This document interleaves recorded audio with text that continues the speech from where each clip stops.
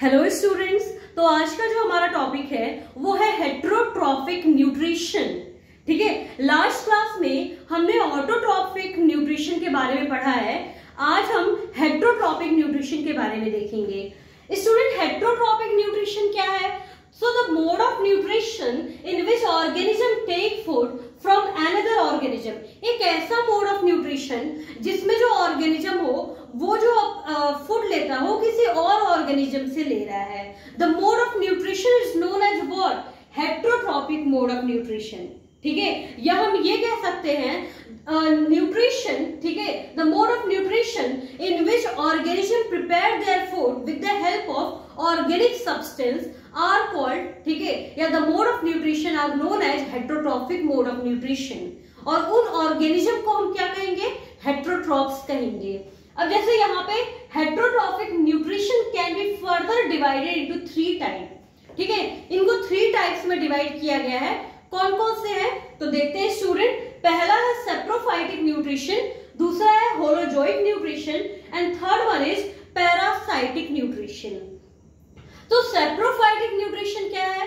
In saprophytic nutrition the organism secrete digestive juice on the food. Saprophytic nutrition में होता क्या है कि जो ऑर्गेनिज्म है वो क्या करता है, वो डाइजेस्टिव जूस सिक्रीट करता है फूड के ऊपर। आफ्टर दैट जब वो फूड डाइजेस्ट हो जाता है उस डाइजेस्टिव जूस से, तब उसको इंजेस्ट करता है। The digested food is then ingested by the organism. All the decomposers, जितने भी डिकम्पोजर्स है, ठीक है, फॉलो सेप्रोफाइटिक न्यूट्रिशन। वो सब क्या फॉलो करते हैं? सेप्रोफाइटिक न्यूट्रिशन फॉलो करते हैं। Some insects also follow this mode of nutrition.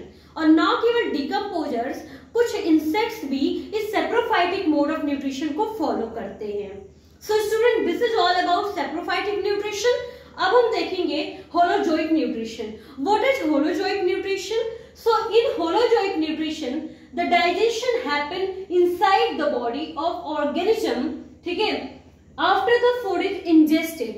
holozoic nutrition में क्या होता है कि जब वो ऑर्गेनिज्म पहले क्या करता है, फूड को इंजेस्ट करता है, फिर जो डाइजेशन है वो बॉडी के, जो ऑर्गेनिज्म है उसके बॉडी के अंदर होता है।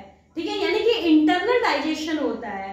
तो ये जो डाइजेशन है, ये जो न्यूट्रिशन हो गया, ये क्या है? होलोजोइक न्यूट्रिशन है। ठीक है, एग्जांपल में ह्यूमन बीइंग, हमारे में क्या होता है? होलोजोइक मोड ऑफ न्यूट्रिशन होता है। ठीक है, 5 स्टेप्स में होता है स्टूडेंट। पहला इंजेशन, दूसरा डाइजेशन, तीसरा क्या?